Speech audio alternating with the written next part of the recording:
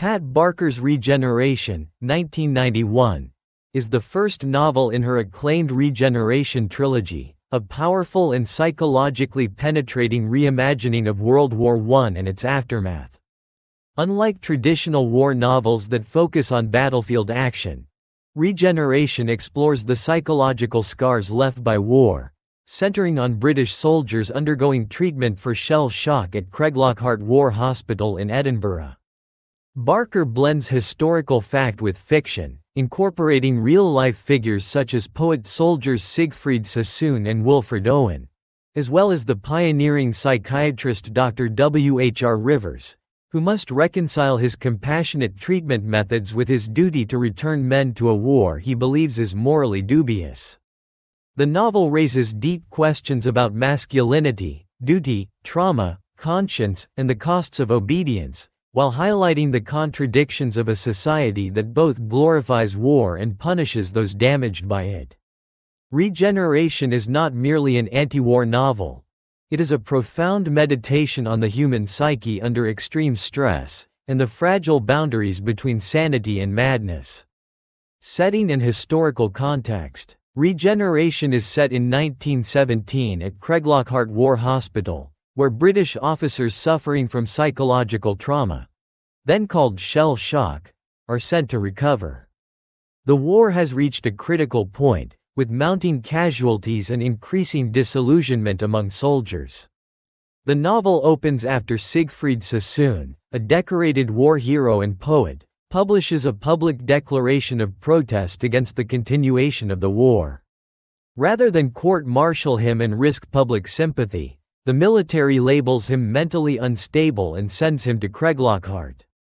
There, he meets Dr. W.H.R. Rivers, a real historical figure known for his pioneering work in treating shell shock. Rivers becomes the central figure through whom Barker explores the contradictions of therapy, patriotism, and masculinity. Siegfried Sassoon's protest and arrival. Sassoon's protest, stating that the war has become a meaningless slaughter, is both brave and dangerous. Though he remains loyal to his fellow soldiers, he believes the war's continuation is criminal. His friend and fellow poet Robert Graves arranges for him to be declared ill, effectively saving him from a court-martial. At Craiglockhart, Sassoon struggles with feelings of guilt, pride, and anger. He knows he is not mentally ill in the conventional sense, and his protest was a deliberate moral stance. Yet, surrounded by truly traumatized men, he begins to question the efficacy of protest versus action. W.H.R. Rivers and his methods. Dr. Rivers is a compassionate and deeply ethical psychiatrist who uses talk therapy, a new and controversial method at the time, to help soldiers process their trauma. His therapeutic approach contrasts with the brutal treatments used elsewhere, such as electroshock therapy administered by Dr. Yalland in London. Rivers gradually forms a bond with Sassoon, respecting his intelligence and integrity. However, he also faces a profound internal conflict. His role is to heal these men just enough to return them to the front, a process he begins to question. Rivers' personal turmoil becomes more pronounced as he observes the severe toll that war takes on the minds and bodies of his patients. His headaches and dreams reflect the strain of reconciling his professional obligations with his growing pacifist sympathies. Wilfred Owen and Poetic Brotherhood. One of the most poignant subplots involves Wilfred Owen, a shy and talented poet also suffering from shell shock.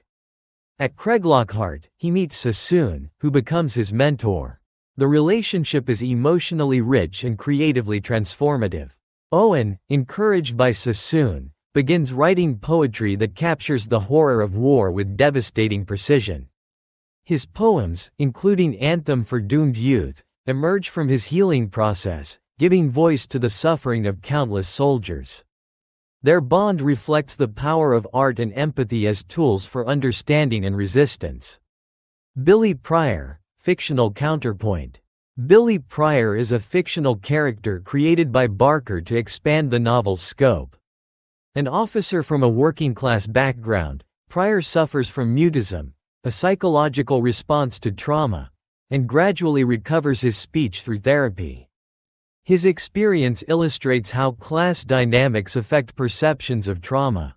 Pryor's brashness and cynicism contrast with Sassoon's aristocratic demeanor.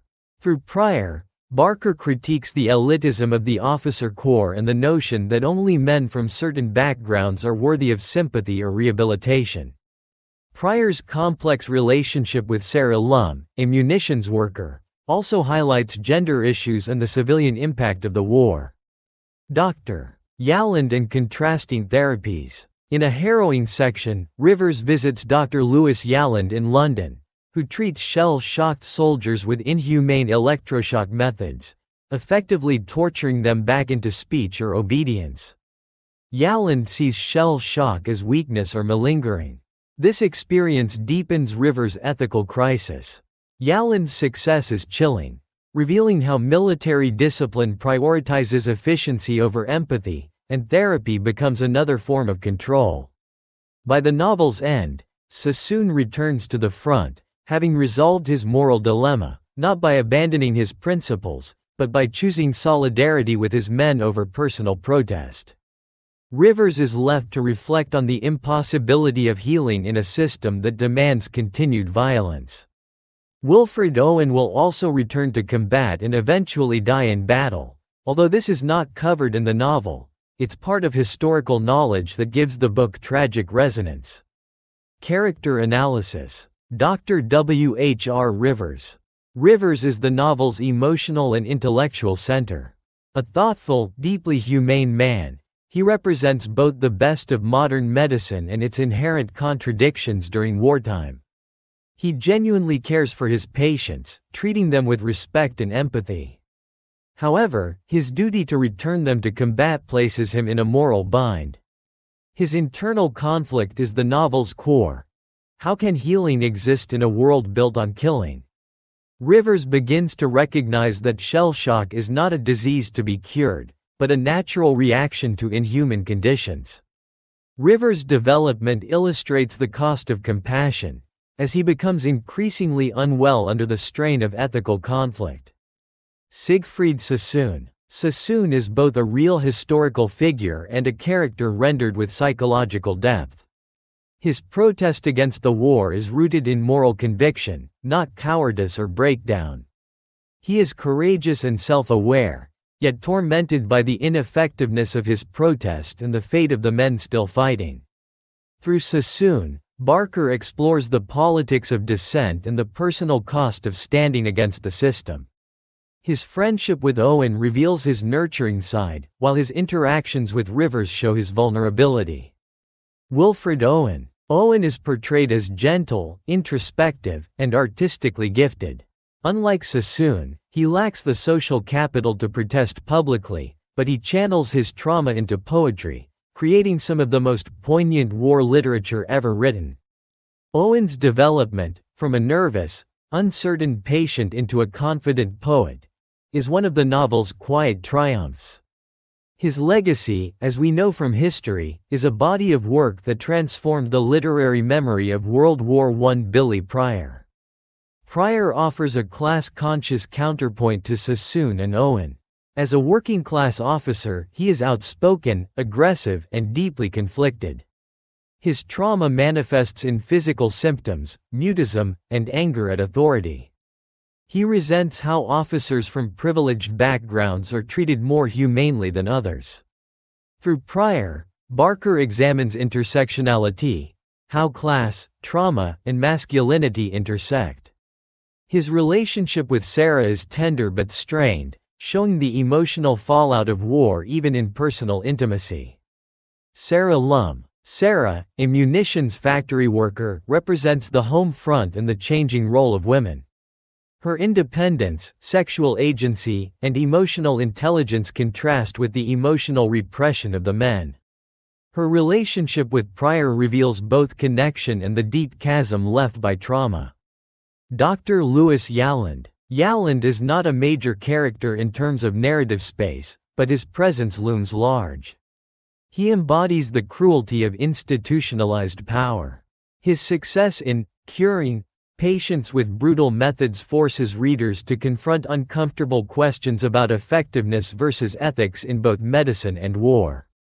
Major themes. 1. War and psychological trauma. At its heart, Regeneration is about the mental toll of warfare.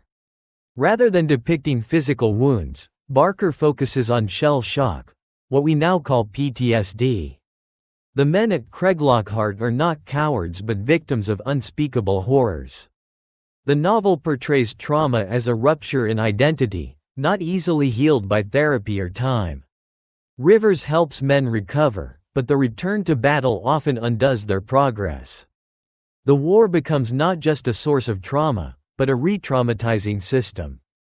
2. Masculinity and emotional repression. Regeneration interrogates traditional notions of masculinity. The military culture demands stoicism, obedience, and aggression, traits incompatible with the emotional reality of war trauma. Men who cry, break down, or refuse to fight are branded as weak or insane. Rivers' compassionate approach allows men to express emotion, but even he struggles with his own repression. The novel suggests that true masculinity must include vulnerability, reflection, and care, qualities suppressed by war culture. 3. Art and healing. Poetry, especially through Owen and Sassoon, becomes a form of resistance and regeneration. Writing gives voice to pain, memorializes the dead, and challenges official narratives of glory. Art in the novel is not escapist. It is a means of truth-telling and survival. Through poetry, Owen and Sassoon reclaim agency and confront the war's moral chaos. 4. Class and power. Barker highlights the class disparities in how trauma is treated. Officers, often from elite backgrounds, receive psychiatric care. Enlisted men face execution for cowardice or abandonment. Pryor's anger reflects this injustice. His working-class origins exclude him from the privileges Sassoon enjoys, even within the hospital. Barker critiques a system where class dictates humanity.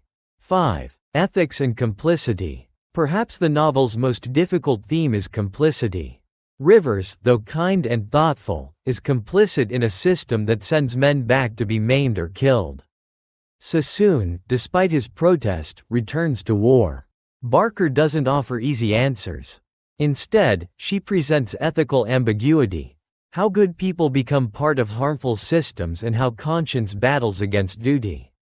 6. Regeneration and irony. The title Regeneration is deeply ironic. While Rivers tries to regenerate mental health, the ultimate goal is to send men back to destruction. Healing becomes a preparation for further harm. However, some regeneration is real: Sassoon's and Owen's poetry, Pryor's personal insight, Rivers' ethical awakening.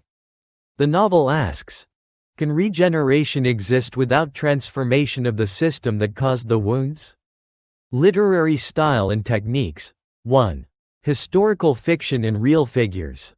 Barker masterfully blends real and fictional characters, giving historical events emotional immediacy. Her research is thorough, but she never lets fact overwhelm narrative.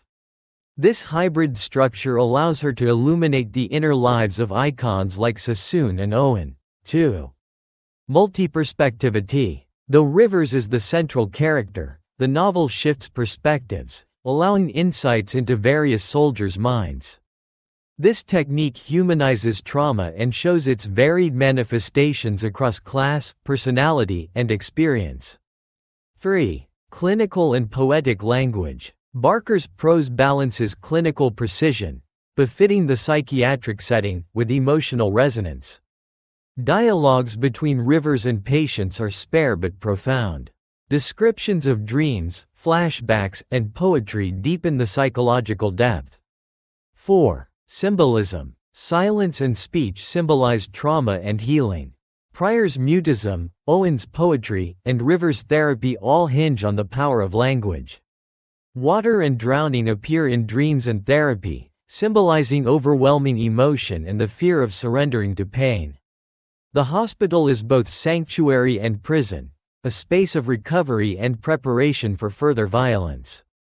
Conclusion. The novel refuses easy binaries, cowardice versus heroism, sanity versus madness, healing versus obedience. Instead, it offers complexity, nuance, and empathy. It honors the voices of real men, Sassoon, Owen, Rivers, while exploring universal themes of conscience, trauma, and resistance.